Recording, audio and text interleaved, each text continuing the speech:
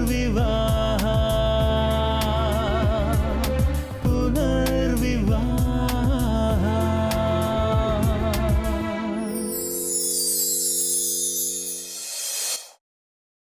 ಮೊದಲಿನ ಆರ್ತಿನ ನಾನು ಈಗಲೂ ಪ್ರೀತಿಸ್ತೀನಿ. ನಿಷ್ಕಲ್ಮಶ ಹೃದಯರು ಸೂರ್ಯವ್ರನ್ನ ನಾನು ಈಗಲೂ ಪ್ರೀತಿಸ್ತೀನಿ. ಅಂದರೆ ಈಗ ನಾನು ಸರಿ ಇಲ್ಲ ಅಂತನ? ಮೊದಲಿನ ಆರ್ತಿ ಅಂದರೆ ಈಗ ನನಗೇನಾಗಿದೆ? ಮಾತು ಬೇಡ, ಡಿವೋರ್ಸ್ ಕೊಡಿಸಿ ಮೇಡಮ್ ಪ್ಲೀಸ್.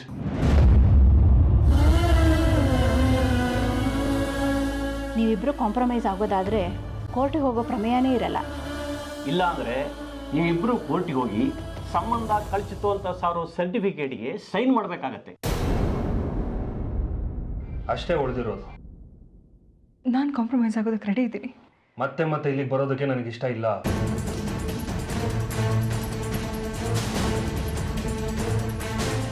ಯಾವುದೇ ಕಾರಣಕ್ಕೂ ಆರ್ತಿ ಸೂರ್ಯ ಇಬ್ರು ಮೀಟ್ ಮಾಡಬಾರ್ದು. ಸೂರ್ಯ ಅವ್ರ ನಿರ್ಧಾರ ಅಚಲವಾಗಿರೋ ಕಾರಣ ಡಿವೋರ್ಸ್ ಆಗ್ಬೋದು ಅಂತ ನಾವು ರೆಕಮೆಂಡ್ ಮಾಡ್ತೀವಿ.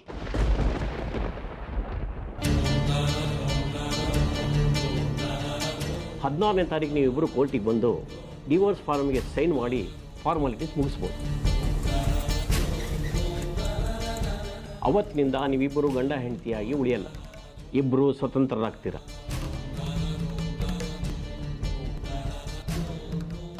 ನೋ, ಅವರಿಬ್ರು ಬೇರೆ ಬೇರೆ ಆಗಬಾರದು.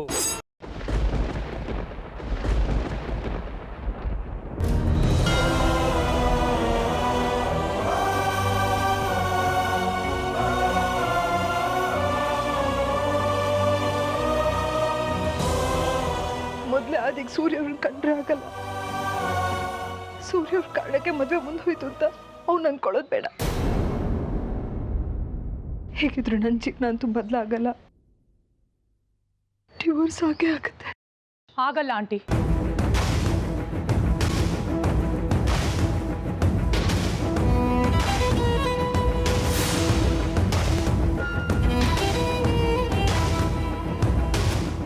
ನೀವು ಮತ್ತೆ ಮಾವ ದೂರ ಆಗಬಾರ್ದು. ನೀವು ದೂರ ಆಗದೆ ಇರೋದಕ್ಕೆ ಏನು ವ್ಯವಸ್ಥೆ ಬೇಕೋ ಅದನ್ನ ನಾನು ಮಾಡ್ತೀನಿ. ಈಗ ಹೇಳ್ತೀಯ ಇದನ್ನ? ಆದಿ ಜೊತೆ ಸೇರ್ಕೊಂಡು ಇಷ್ಟೆಲ್ಲ ಆಗೋದಕ್ಕೆ ನೀನೇ ಕಾರಣ. ಶಶಾಂಕ ಮದ್ವೆ ಕರೆದಿದ್ದು ಆರ್ತಿನಿ ಅಂತ ನೀನೇ ತಾನೇ ಹೇಳಿದ್ದು. ಹೌದು, ಆವೇಶದಲ್ಲಿ ಹೇಳಿದ್ದೆ ನಿಜ. ಆದ್ರೆ ಈಗ ಅದನ್ನೆಲ್ಲ ನಾನೇ ಕ್ಲಿಯರ್ ಮಾಡ್ತೀನಿ. ಅತ್ತೆ, ನೀವು ನಮ್ಮ ಮದ್ವೆಲಿ ನಗ್ನಗ್ತಾ ಇರಬೇಕು. ನೀವು ಈ ಥರ ಮಂಕಾಗಿದ್ರೆ ಆದಿ ಖುಷಿಯಾಗಿರ್ತಾನ? ಅದಕ್ಕೆ ಅತ್ತೆ, ನಾನು ಮಾಡಿರೋ ತಪ್ಪನ್ನ ನಾನೇ ಸರಿ ಮಾಡ್ತೀನಿ. ನೀವು ಮತ್ತೆ ಅಂಕಲ್ ದೂರ ಆಗಿರೋ ನೋವಲ್ಲಿ ನೀವಿರೋವಾಗ ನಾನು ಮತ್ತೆ ಆದಿ ಹೊಸ ಸಂಸಾರ ಶುರು ಮಾಡಕ್ ಸಾಧ್ಯನಾ? ನಿಮ್ಮಿಬ್ರು ಸಂಬಂಧ ಯಾರಿಂದನೂ ಬೇರ್ಪಡಿಸಕ್ಕಾಗಲ್ಲ. ನಿಮ್ಮಿಬ್ರದ್ದು ಒಂದೇ ಉಸಿರು ಅಂತ ಇಡೀ ಜಗತ್ತಿಗೆ ತೋರಿಸ್ತೀನಿ ಅಂತೀನಿ. ಅಂಕಲ್ ಹತ್ರ ನಾನು ಮಾತಾಡ್ತೀನಿ, ಕೈ ಮುಗಿತೀನಿ, ಕಾಲಿಗೆ ಬೀಳ್ತೀನಿ, ಬೇಡ್ಕೋತೀನಿ. ಒಟ್ನಲ್ಲಿ ನಿಮ್ಮಿಬ್ರು ಡಿವೋರ್ಸ್ ಆಗಬಾರ್ದು. ಹಾಗೆ ಮಾಡ್ತೀನಿ ಆಂಟಿ ನಾನು.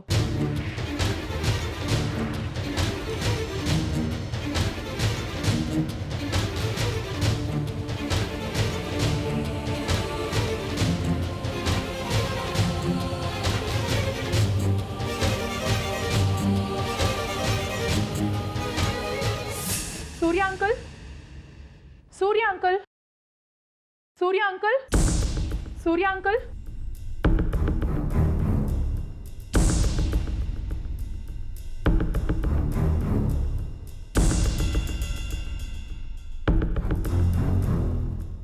ಸೂರ್ಯ ಅಂಕಲ್, ಸೂರ್ಯ ಅಂಕಲ್. ನೀನ್ ಯಾಕಮ್ಮ ಬಂದೆ ಮತ್ತೆ? ನಾನು ಸೂರ್ಯ ಅಂಕಲ್ ಹತ್ರ ಮಾತಾಡಬೇಕಿತ್ತು. ಹೋ, ಅವತ್ತು ಬಂದೆ, ಅದೇನೋ ಆಸ್ತಿನಲ್ಲಿ ಪಾಲ್ ಬೇಕು ಅನ್ನೋ ಸಂದೇಶ ತಗೊಂಡು ಬಂದೆ. ಅದರಿಂದ ನೋಡು, ಸೂರ್ಯ ಅವರು ಆರ್ತಿಯವ್ರನ್ನ ಡಿವೋರ್ಸ್ ಮಾಡೋ ಹಂಗಾಯ್ತು. ಒಟ್ಟಲ್ಲಿ ಅವ್ರು ಡಿವೋರ್ಸ್ ಮಾಡೋದಕ್ಕೆ ನೀನೇ ಕಾರಣ ಅನ್ನಂಗೆ ಆಯ್ತು. ಆ ತಪ್ಪನ್ನ ಸರಿ ಮಾಡೋದಕ್ಕೆ ನಾನು ಇವತ್ತು ಇಲ್ಲಿಗೆ ಬಂದಿರೋದು. ಅಯ್ಯೋ ಪಾಪ, ನಿನ್ ತಪ್ಪು ಅಂತ ಯಾಕಮ್ಮ ಹೇಳ್ಕೊತ್ಯಾ? ಆರ್ತಿಯವ್ರಲ್ಲಿ ಏನು ಹೇಳಿ ಕಳಿಸ್ತಾರೋ ಅದನ್ನು ತಗೊಂಬಂದು ನೀನು ಇಲ್ಲಿ ಹೇಳ್ತ್ಯಾ ಅಷ್ಟೇ ತಾನೇ. ಇವತ್ತು ಅದೇನು ಹೇಳಿ ಕಳಿಸ್ತಾರೋ ಹೇಳು, ಪರವಾಗಿಲ್ಲ. ಆಗೋ ಅನಾಹುತನ ತಪ್ಸಕ್ಕೆ ನಾನು ಸೂರ್ಯ ಅಂಕಲ್ ಹತ್ರ ಮಾತಾಡಬೇಕು.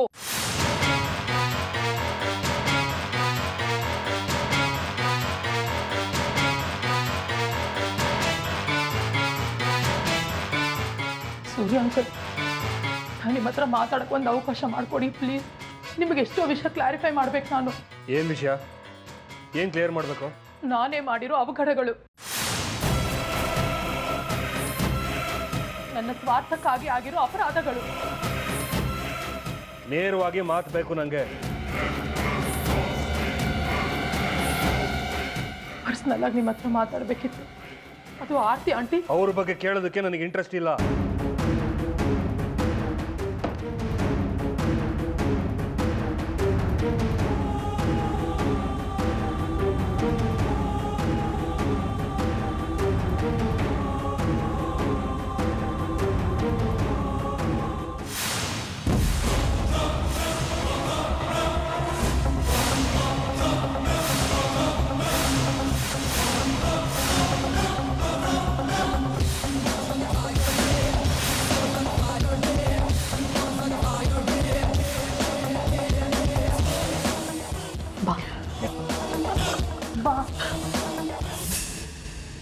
ಹೇಳಿ ಶೋಭಮ್ಮ.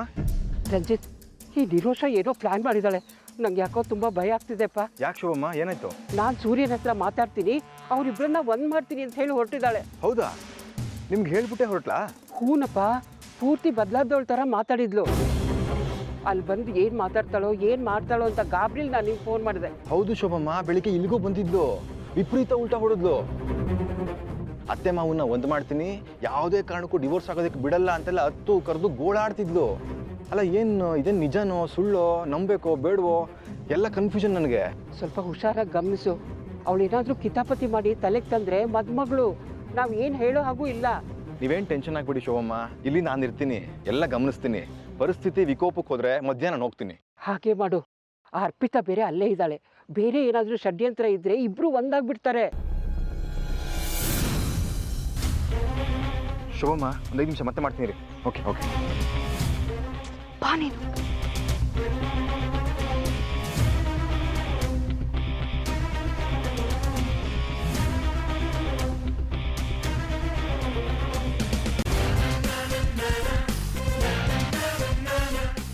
ಏನು ಇಲ್ಲಿವರೆಗೂ ಬಂದಿದ್ಯಾ? ಏನಾದರೂ ಹೊಸ ಅಸ್ತ್ರ ಇಟ್ಟಿದ್ಯಾ? ನನ್ನ ಅಂಕಲ್ ಜೊತೆ ಮಾತಾಡಬೇಕಿತ್ತು. ಅವ್ರು ಇವಾಗ ಸಿಟ್ಟು ಮಾಡ್ಕೊಂಡಿದ್ದಾರೆ. 1-2 ದಿನ ಸುಮ್ಮನಿರು. ಹೇಗೂ 16ಕ್ಕೆ ಡಿವೋರ್ಸ್ ಅಂತ ಕೋರ್ಟಿಂದನೇ ಆರ್ಡರ್ ಬಂದಿದ್ದಾರೆ. ಅಂಕಲ್ಗೆ ಹೇಳಬೇಕು, ಶಶಾಂಕ್ ಅವರ ಮದುವೆ ಕರೆದಿದ್ದು ನಾನು, ಆರ್ತಿ ಆಂಟಿ ಅಲ್ಲ ಅಂತ.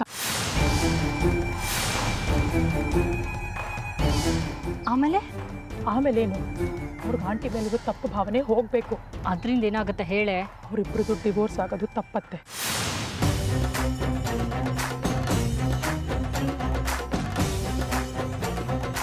ತಲೆಗಿಲೆ ಕೆಟ್ಟಿದ್ದೇನೆ. ಏನು ಮಾಡಕ್ಕೆ ಹೊರಟಿದ್ಯಾ? ಆರ್ತಿ ಆಂಟಿ ಸೂರ್ಯ ಅಂಕಲ್ನ ಒಂದು ಮಾಡಕ್ಕೆ ಹೊರಟಿದ್ದೀನಿ.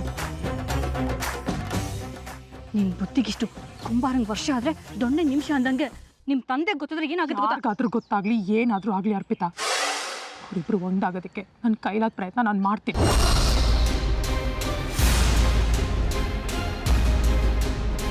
ನಿನಗೆ ಯಾಕೆ ಬಂದಿತ್ತೆ ದುಷ್ಟಬುದ್ಧಿ? ದುಷ್ಟಬುದ್ಧಿ ಇತ್ತು, ಇವಾಗ ಕಿತ್ಕೋತಾ ಇದ್ದೀನಿ. ಬೇಡ್ವೆ ಹೀರೋಯಿನ್ ಆಗೋ ಹುಚ್ಚು. ಹೀರೋಯಿನ್ ಆಗ್ತೀನೋ ಇಲ್ವೋ ಗೊತ್ತಿಲ್ಲ, ವಿಲ್ಲನ್ ಅಂತೂ ಆಗಲ್ಲ. ಹೊಸ ವರ್ಷನಾ? ಮದುವೆ ಆಗ್ತಿದ್ಯಾ, ನಾಳೆ ದಿನ ನಿನ್ನ ಮೇಲೆ ಆಪಾದನೆ ಬರಬಾರ್ದು ಅಂತ ಈ ನಾಟಕನ? ನೀವೇನಾದರೂ ಅಂದ್ಕೊಳ್ಳಿ, ನನಗದು ಬೇಕಿಲ್ಲ. ಆದರೆ ನಾನು ಬದಲಾಗಿರೋದಂತೂ ನಿಜ. ನೀವು ನಂಬಲಿ ಅಂತ ನಿರೂಪಿಸ್ತಾ ಕೂತ್ಕೊಳ್ಳೋಕ್ಕೆ ನನಗೆ ಟೈಮ್ ಇಲ್ಲ. ಮುಖ್ಯವಾಗಿ ಆರ್ತಿ ಆಂಟಿ ಸೂರ್ಯ ಅಂಕಲ್ ಒಂದಾಗಬೇಕು.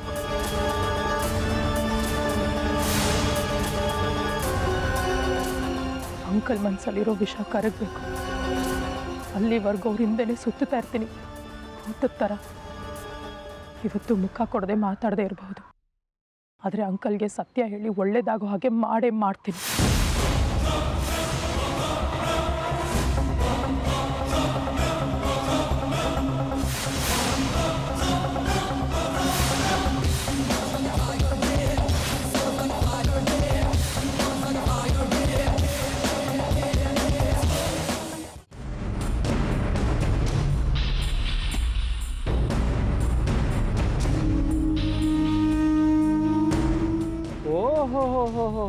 ಅಂದ್ಕೋತಾ ಇದ್ದೆ ಇಷ್ಟೊತ್ತಿಗಾಗಲೇ ಅರ್ಪಿತಾ ಬರಬೇಕಾಗಿತ್ತು, ಯಾಕೆ ಬಂದಿಲ್ಲ ಅಂತ. ಇದೇನಿದು? ಗನ್ ಹಿಡಿಯೋ ಕೈಯಲ್ಲಿ ಹೂವು ಹಣ್ಣು? ಬದಲಾವಣೆ ಜಗತ್ತಿನ ನಿಯಮ. ಮಗಳ ಮದುವೆ ಅಪ್ಪನ ಜವಾಬ್ದಾರಿಗಳಿರ್ತಾವಲ್ಲ. ಓಹೋ ಬೀಗತನಕ್ಕೆ ರೆಡಿ ಆಗಿದ್ದೀರಾ ಅಂತ ಆಯ್ತು. ನಾಳೆ ಅದು ಮಗಳ ಮನೆ, ಹೋಗೋದು ಬರೋದು ಇದ್ದೇ ಇರಬೇಕಲ್ಲ. ನೋಡ್ರಪ್ಪ ಆರ್ತಿ ಅವ್ರ ಭಾಗ್ಯನ, ಅಲ್ಲಿ ಸೂರ್ಯ ಅವ್ರನ್ನ ಬಿಡ್ತಿದ್ದಾರೆ, ಇಲ್ಲಿ ಮಗನ ಮದುವೆ. ಒಟ್ಟಲ್ಲಿ ಸಂಭ್ರಮ ಪಡೋದಕ್ಕೆ ಎರಡೆರಡು ವಿಷಯ. ಮಗನ ಮದುವೆ ಅನ್ನೋದು ಯಾರಿಗಿರಲ್ಲ, ಇನ್ನು ಡಿವೋರ್ಸು ಆದಾಗ ತಾನೇ ನೋಡ್ಕೊಳ್ಳೋಣ. ಇದೇನಿದು ಚಿದಂಬರಂ, ನಿಮ್ಮ ಮಾತಿನ ದಾಟಿನೇ ಬದಲಾಗ್ತದೆ. ಅಪ್ಪ ಮಗಳು ಇಬ್ರು ಸೇರಿ ನನ್ನ ವಿರುದ್ಧನೇ ಪಿತೂರಿ ಮಾಡ್ತಿದ್ದೀರಾ ಅಥವಾ ಇಬ್ರು ಬೇರೆ ದಾರಿ ನೋಡ್ಕೊಂಡ್ರಾ? ಇಲ್ವಲ್ಲ, ಮನೆ ವಿಷಯ ಹೊರಗಿನವ್ರ ಬಾಯಿಗೆ ಬಿದ್ದಾಗ ಬೇಜಾರಾಗತ್ತೆ ಅಷ್ಟೇ. ಅಂದ್ರೆ ನಾನು ಹೊರಗಿನವಳ? ಹಾಗಲ್ಲ, ನಿನಗೆ ಸುದ್ದಿ ಬಂದಿರೋದು ಹೊರಗಿನವರಿಂದ ತಾನೆ. ಆ ವಿಷಯ ಬಿಡಿ, ಹಾಳಾಗಿ ಹೋಗ್ಲಿ. ಈಗ ನಮ್ಮ ಮುಂದಿನ ಹೆಜ್ಜೆ ಏನು? ಅಲ್ಲಿ ಗಂಡ ಹೆಂಡತಿ ಇಬ್ರು ಜಗಳ ಆಡ್ಕೊಂಡು ದೂರ ಆಗ್ತಾರೆ. ಸೂರ್ಯ ಒಂಟಿಯಾಗಿ ನರಳ್ಬೇಕಾ? ಆರ್ತಿ ಕಥೆ ಏನು? ನೋಡು ಅರ್ಪಿತಾ, ಅದಕ್ಕೆ ತುಂಬಾ ಸಮಯ ಇದೆ. ಅದರಲ್ಲಿ ನಿನ್ನ ಪಾತ್ರ ಏನೋ, ನೀನೇನು ಮಾಡಬೇಕು ಅನ್ನೋದನ್ನ ಹೇಳಿ ಕಳಿಸ್ತೀನಿ. ಈಗ ಸದ್ಯಕ್ಕೆ ನಾನು ಮಗಳ ಮದುವೆಯಲ್ಲಿ ಬ್ಯುಸಿಯಾಗಿದ್ದೀನಿ. ಬಾಯ್.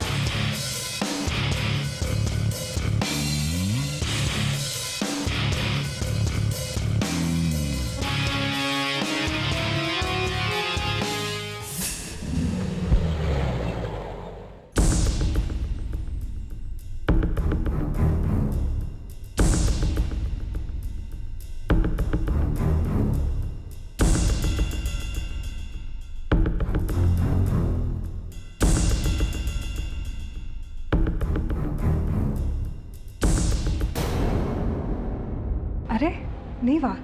ಬನ್ನಿ ಒಳಗೆ. ನಿರೋಷಾ, ನಿಮ್ಮ ತಂದೆ ಬಂದಿದ್ದಾರೆ. ದಿರೋಷ ಇಲ್ಲ ಕಡೆ, ಶಾಪಿಂಗ್ ಹೋಗಿದ್ದಾಳೆ. ಚಿದಂಬರಂ ಅವರು ಕೂತ್ಕೊಳ್ಳಿ.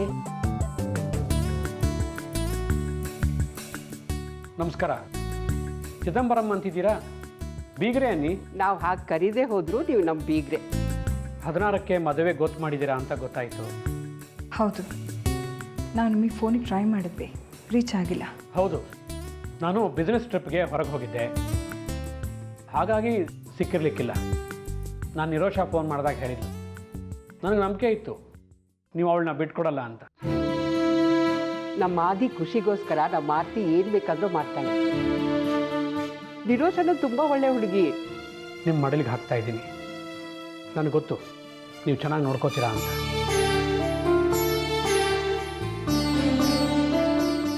ತಾಂಬೂಲ ತಗೊಳ್ಳಿ.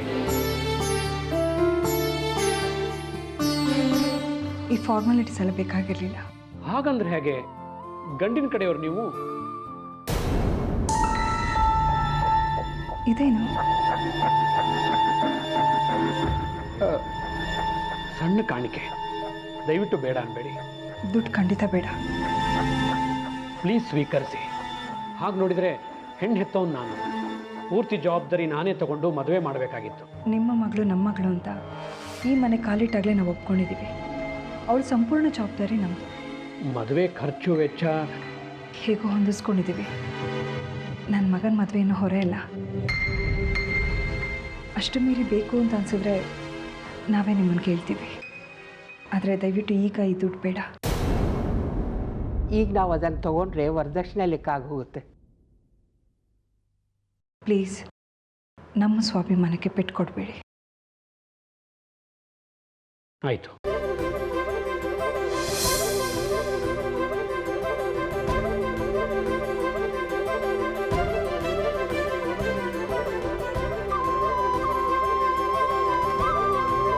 ಒಂದು ವಿಷಯ ಹೇಳ್ತೀನಿ, ತಪ್ಪು ತಿಳ್ಕೊಬೇಡಿ.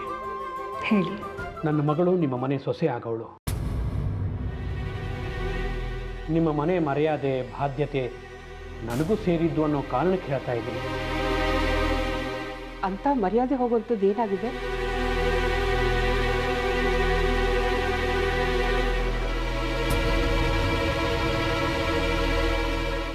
ನನ್ನ ಮಗಳ ಮದುವೆ ಕರೆಯೋದಕ್ಕೆ ಅಂತ ಸುಮಾರು ಫ್ರೆಂಡ್ಸ್ನ ಭೇಟಿ ಮಾಡಿದ್ದೆ. ಸೂರ್ಯ ಆರ್ತಿ ಮಗನಿಗೆ ನನ್ನ ಮಗಳನ್ನ ಕೊಡ್ತಿದ್ದೀನಿ ಅನ್ನೋ ಹೆಮ್ಮೆ ನನಗೆ. ಆದರೆ ನೀವಿಬ್ಬರು ಬೇರೆ ಆಗ್ತಿದ್ದೀರಾ ಅಂತ ತುಂಬ ಕೇವಲವಾಗಿ ಮಾತಾಡಿದರು. ಈ ವಯಸ್ಸಿನಲ್ಲಿ ಡಿವೋರ್ಸ ಅಂತ? ಆಡ್ಕೊಳ್ಳೋ ಜನ ಹೇಗಿದ್ರು ಆಡ್ಕೋತಾರೆ ಬಿಡಿ. ನಿಜ. ಆದರೆ ಆಡ್ಕೊಳ್ಳೋರ ಮುಂದೆನೇ ಎಡವಿದ್ರೆ ಸುಮ್ಮನೆ ಬಿಡ್ತಾರಾ? ನಾವೇ ಅವಕಾಶ ಕೊಟ್ಟು ಅವನದ್ದು ಕೇಳೋಕ್ಕಾಗತ್ತಾ? ನಮಗೂ ಬೇರೆ ಆಗಲಿ ಅನ್ನೋದೇನೂ ಇಲ್ಲ, ಆರ್ತಿಗೂ ಇಲ್ಲ. ಪರಿಸ್ಥಿತಿ ಏನು ಮಾಡೋದು ಹೇಳಿ? ಹೌದಾ? ಈ ವಿಷಯ ನನಗೆ ಗೊತ್ತಿರಲಿಲ್ಲ. ಇಬ್ಬರಲ್ಲಿ ಒಬ್ಬರು ಒಪ್ಪಿಗೆ ಇಲ್ದಿದ್ರು ಮ್ಯೂಚುವಲ್ ಡಿವೋರ್ಸ್ ಆಗಲ್ವಲ್ಲ? ಒಪ್ಪಿಗೆ ಇಲ್ಲ ಅಂತ ಹೇಳೋ ಸ್ಥಿತಿಲೂ ಇಲ್ಲ, ಹಾಗಾಗಿದೆ.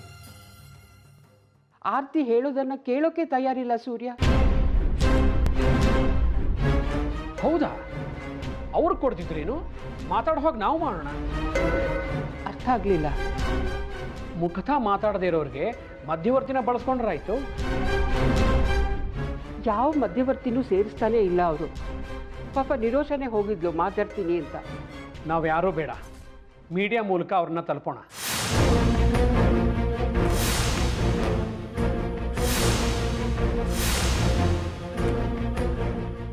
ಮೀಡಿಯಾನ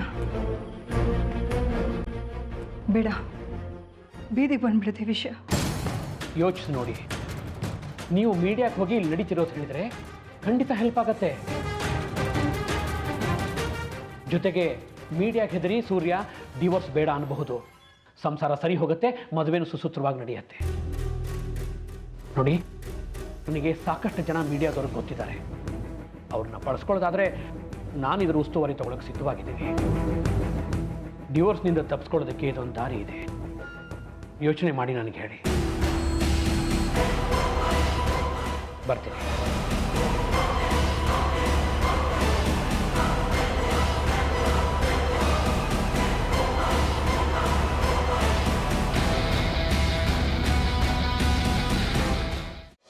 ಹಲೋ, ಹಾಂ ಹೌದು, ಸೂರ್ಯ ರಾಜಶೇಖರ್ ಅವ್ರ ಮನೆಯೇ. ನೀವು? ಓ, ಸೋಮಶೇಖರ್ ಅಂತನಾ? ಮೀಡಿಯಾದವರಾ ಅಥವಾ ಪರಿಚಯದವರಾ? ಅವರು ಊಟ ಮಾಡ್ತಿದ್ದಾರೆ ಸರ್. ಒಂದು ಅರ್ಧ ಗಂಟೆ ಬಿಟ್ಟು ಆಮೇಲೆ ಅವರೇ ಫೋನ್ ಮಾಡ್ತಾರೆ.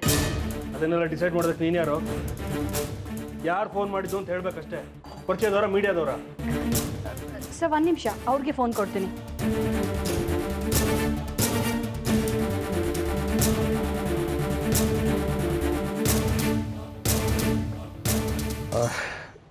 ಸೋಮಶೇಖರ್, ನಮಸ್ಕಾರ. ಹಾಂ, ಸಾರಿ, ಫೋನ್ ತಗೊಂಡವ್ರಿಗೆ ನೀವು ಯಾರು ಅಂತ ಗೊತ್ತಾಗಲಿಲ್ಲ. ಪರವಾಗಿಲ್ಲ. ಹೇಗಿದ್ದೀರಿ? ಹಾಂ, ಚೆನ್ನಾಗಿದ್ದೀನಿ, ಫಸ್ಟ್ ಕ್ಲಾಸ್. ಮಗನ ಮದುವೆ ಅಂತೆ ಕೇಳಿ ತುಂಬ ಖುಷಿ ಆಯಿತು. 16ನೇ ತಾರೀಕು ನಿಮ್ಮನ್ನು ಕರೆಯೋನಿದ್ದೆ. Thank you very much sir. ನಿಮ್ಮ ಮನೇಲಿ ಯಾವುದೇ ಕಾರ್ಯಕ್ರಮ ಆದರೂ ನನ್ನನ್ನು ಕರೆಯೋದನ್ನು ತಪ್ಪೋದೇ ಇಲ್ಲ ಸರ್ ನೀವು. ಹೌದು, ಮೀಡಿಯಾದವ್ರನ್ನೂ ನಮ್ಮ ಪರಿವಾರ ಅಂತಲೇ ಅಂದ್ಕೊಂಡಿದ್ದೀನಿ. ನಮ್ಮ ಕಷ್ಟ ಸುಖಕ್ಕೆಲ್ಲ ಭಾಗಿಯಾಗ್ತಿರಲ್ಲ ನೀವು. ಎಲ್ಲಿ ಸರ್, ನಿಮ್ಮ ಕಷ್ಟಗಳನ್ನು ನಮ್ಮ ಹತ್ರ ಹೇಳ್ಕೊಳ್ಳೋದೇ ಇಲ್ಲ. ಆರ್ತಿ ಅವರನ್ನು ಡಿವೋರ್ಸ್ ಮಾಡ್ತಾ ಇದ್ದೀರಂತೆ. ನಿಮ್ಗೆ ಹೇಗ್ರಿ ಗೊತ್ತಾಯ್ತಿದ್ದಲ್ಲ? ಸರ್, ನೀವು XMLನೇ ಇರ್ಬೋದು, ಆದರೂ ನೀವು ಗಣ್ಯ ವ್ಯಕ್ತಿಗಳೇ. ಗಣ್ಯ ವ್ಯಕ್ತಿಗಳ ಮನೆಯಲ್ಲಿ ಏನೇನು ಹೇಳಿದ್ರು ಆ ವಿಚಾರ ತಿಳ್ಕೊತೀವಿ ಸರ್. ನಿಮಗೇನು ಬೇರೆ ಕೆಲಸ ಇಲ್ವಾ? ನಮ್ಮನೆ ಡಿವೋರ್ಸ್ ಆಗುತ್ತೆ, ಮದುವೆ ಆಗುತ್ತೆ, ಇನ್ನೊಂದಾಗುತ್ತೆ. ಅದನ್ನ ಕಟ್ಕೊಂಡು ನಿಮ್ಗೇನಾಗಬೇಕು?